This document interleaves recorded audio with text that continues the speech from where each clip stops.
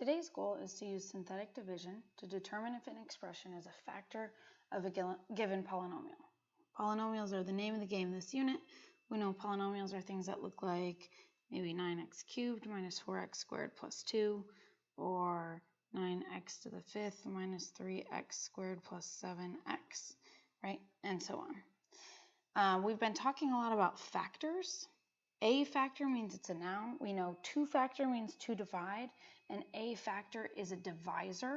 So more generally, if we're looking at expressions, an expression is a factor if dividing by that expression produces no remainder, a remainder of 0. So for example, we know 2 is a factor of 28, since 28 divided by 2 gives you 14 with nothing left over. But 2 isn't a factor of 9, since 9 divided by 2 is 4.5, right? Or 4 remainder of 1. There's something left over. It doesn't cleanly divide 9. So today we're looking at synthetic division. You may have seen this word in your fabrics on your clothes. Synthetic is like an imitator. So synthetic division is a way to divide polynomials that imitates long division, but it's a lot less tedious. You're welcome to use polynomial long division in this class. Feel free to Google it, but we'll use synthetic division primarily because I think it's a little bit cleaner. Let's take a look at our first example. We're going to divide this polynomial by the expression x plus 3. Okay, so x plus 3 has a root of -3, since if you set x plus 3 equal to 0, you get x equals -3. So -3 is the root associated with the factor x plus 3.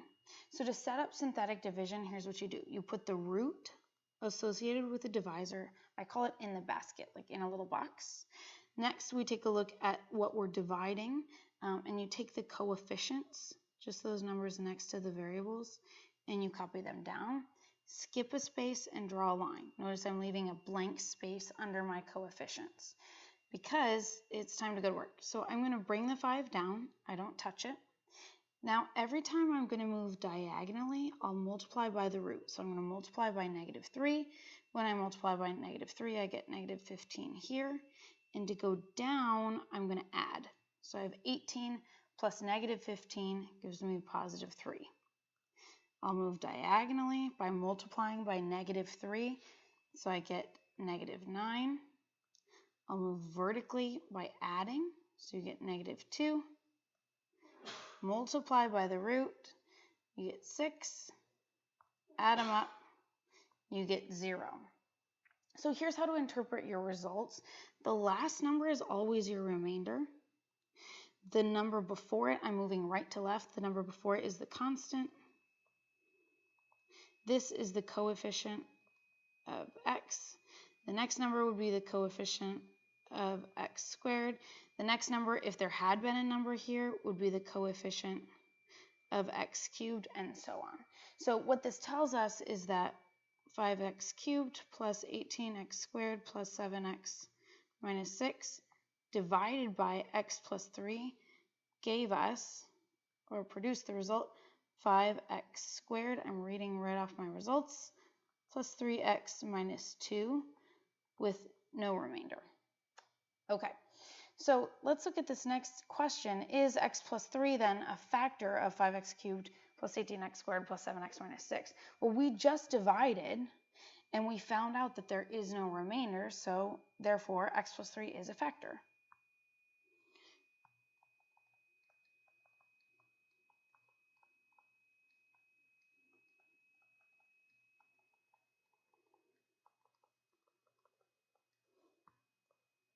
Sort of tedious to write.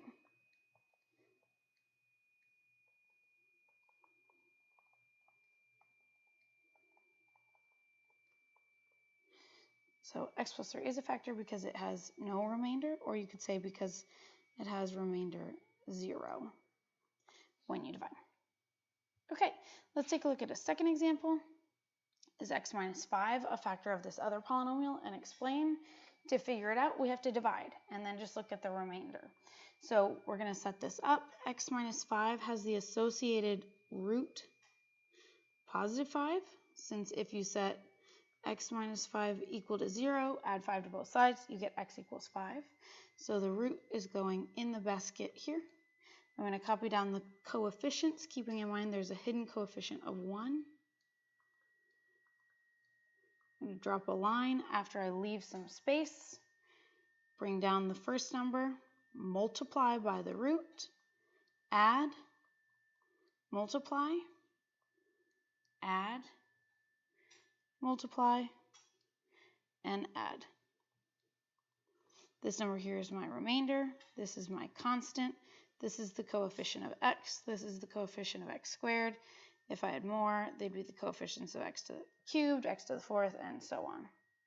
So when I divided, my result was 1x squared plus 8x plus 34 with a remainder of 162. But this is really the number I'm looking at because my question just asks, is it a factor? Yes or no? So the answer is no.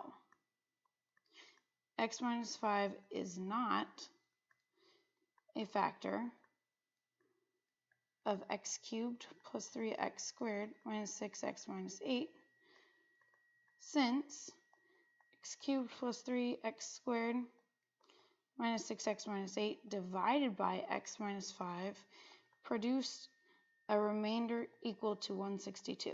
Or you could say it produced a remainder that's not 0. If you get anything here other than 0, the expression you tried to divide by is not a factor. Okay, last example of the day. Prove that x plus 1 is a factor of x to the fourth minus 1. Okay, so x plus 1 has the root x equals negative 1. So I'm going to put negative 1 in the basket. I've got a hidden coefficient of 1. I skip a line, bring it down, multiply, add. Wait a second, I must have gone wrong. The directions say prove that x plus 1 is a factor. The directions imply we know for a fact x plus 1 is a factor of x to the fourth minus 1. You're just showing it. Well, here's what we did wrong. X to the fourth minus 1 really means x to the fourth plus no x cubed plus no x squared plus no x's minus 1. Anytime we're setting up synthetic division, you put the root in the basket, you copy down the coefficients, but you have to copy down every single coefficient in between the terms that you're given. So if there are missing terms, you must fill in with zeros. Let's try dividing this time. Bring down the 1, multiply, add, multiply, add, multiply, add, multiply, add. Oh, this makes sense. We can see, or we can show, x plus 1 is a factor of